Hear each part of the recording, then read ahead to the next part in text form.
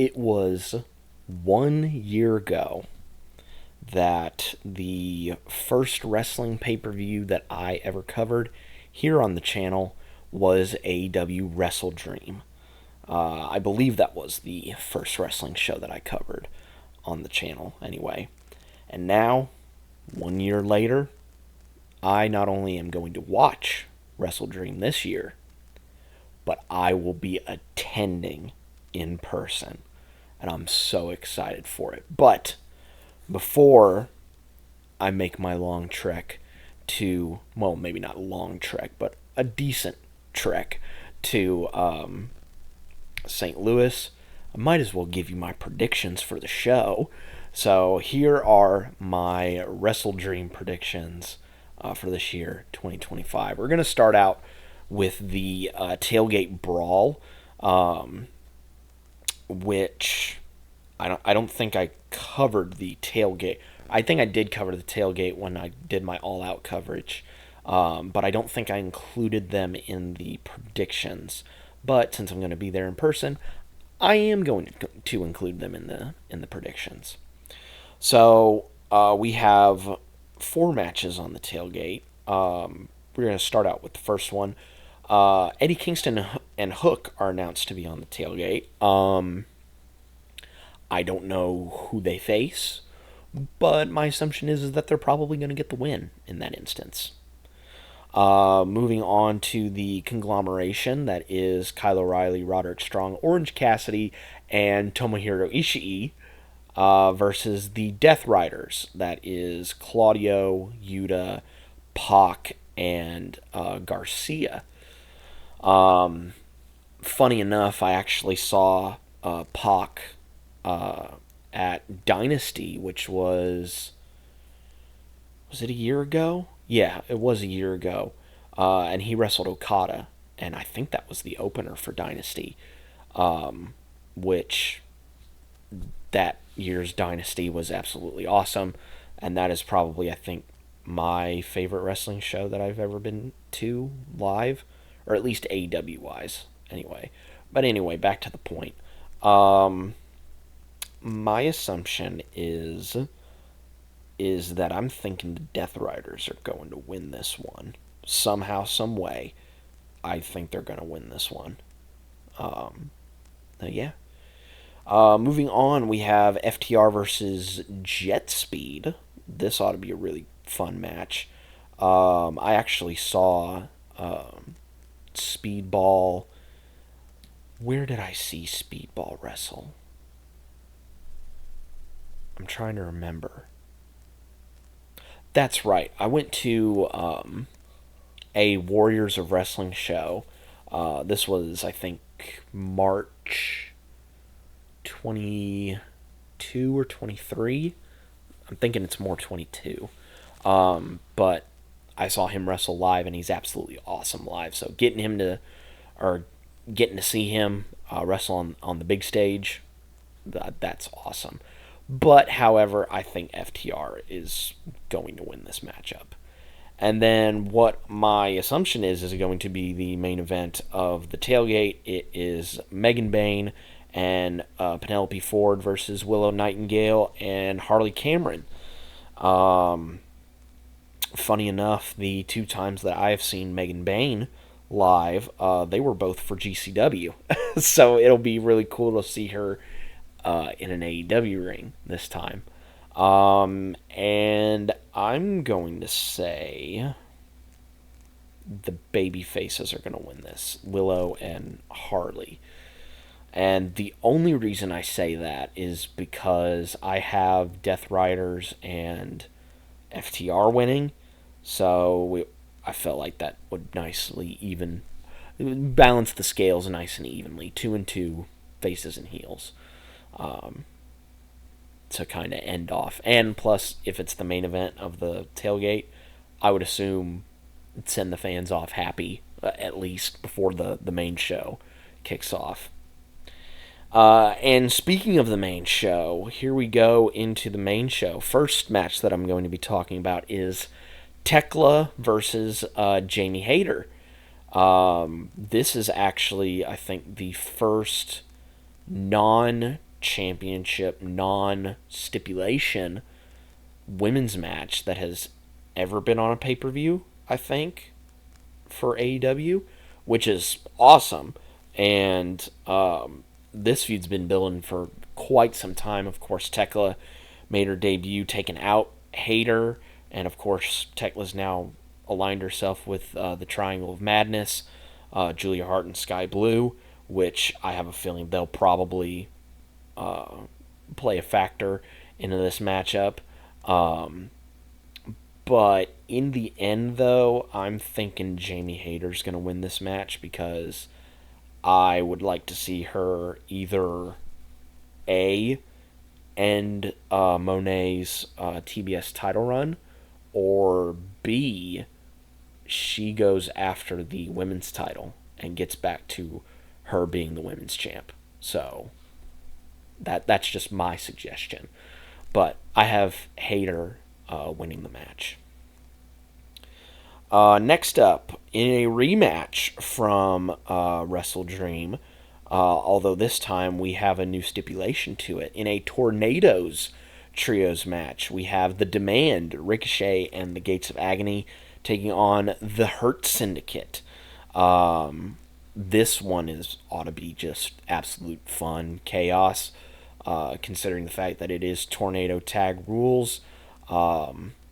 It's gonna be a lot of fun, and I am going to say that the Hurt Syndicate is going to win this match and get some revenge against the Demand after what has happened, not only at All Out but on this past Dynamite, where the Gates of Agony actually beat Hurt Syndicate in a straight up tag match. So my assumption is the Hurt Syndicate will probably win it. For the AEW tag titles, we have Bandito and Brody King taking on Kazuchika Okada, who's the unified champion, and the brand new IWGP heavyweight champion, Konosuke Takeshita. First off, I have to say congrats to Takeshita for winning the IWGP heavyweight championship. That's awesome. And I hope that this leads to more opportunities for him because he's awesome. This match is going to be an absolute banger of a match because all four of these guys are absolutely awesome inside of the ring, and I have no doubts in my mind that this is going to be really, really good. In the end, though, I do believe that the simmering tension between Okada and Takeshita may end up causing them to lose this match. So I have Brodito retaining their tag titles. In a match where $500,000 are on the line, the Young Bucks, who are back to being broke, take on the recently reunited Jurassic Express, Jungle Jack and Luchasaurus. I think this may be my first time seeing Jurassic Express, because the one time in 2019 when AEW came up to where I am, I couldn't go because I had class. Obviously, they weren't up here in 2020, but in 2021, I don't think I was able to go because, again, I had class. But in 2022, I was able to go, and I think by that time, jackperry was already in his singles run. So getting to hear their entrance music will be really, really cool and to experience in person. And I do think that Jurassic Express will win this matchup, and they will get a nice, cool $500,000. And the Young Bucks, they may have won the first one, but I don't think they're winning this second one where $500,000 is on the line. I just don't see that happening. But yeah, I'm thinking Jurassic Express is going to win this matchup. In an I Quit match, Darby Allin and Jon Moxley. This is going to be absolute chaos, and I'm here for it. If there's glass involved, I hope that is far away from me because I don't want glass shards coming towards me. Like I said, absolute chaos. I have absolutely no idea who's gonna win this. Like, I don't see either guy really. Like, it's this one's so hard to call. It really is. If I had to give like the slightest of edge to somebody, it would probably be Mox. And the only reason I say Moxley is because Deathriders. He has the numbers advantage. Whereas Darby hasn't had anybody's help. He's had, Fire help him, but Fire will only get you so much sometimes. So my assumption is that Mox will probably win this matchup. But again, it's like a slight, just like the slightest edge to Mox in that instance. For the TNT title, it will be Kylefletcher versus Mark Briscoe. I always love watching Briscoe when I attend AEW shows. I just think he connects with the crowd so much, and he is the perfect babyface to not only A, absorb a lot of Fletcher's stuff, but B, make a big time comeback and actually have people believe that he might actually win the match. Which he's not. He's not going to win this matchup. I have a feeling Fletcher will retain the TNT title, and who knows when his reign is going to end. But I feel pretty confident that Fletcher will retain his TNT title. For the AEW Women's title, Kris Statlander will defend against Timeless Toni Storm. This one ought to be really, really good. Statlander showing, those tendencies sometimes to, take advice from Wheeler Yuta and use some of his suggestions to win a couple of her matches. And, of course, Timeless Toni Storm is Timeless Toni Storm. She's awesome and such.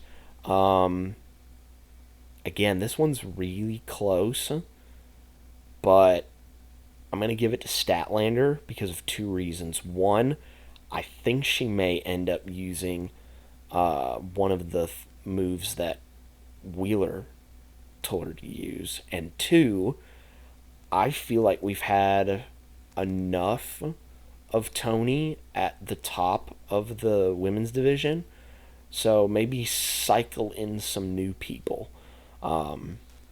That's why I say bring Hayter back up and have her contend for the women's title, and still use Toni, but maybe shift her to maybe the women's tag division, because that is supposed to come around. Maybe have her find somebody and they can go for the women's tag titles.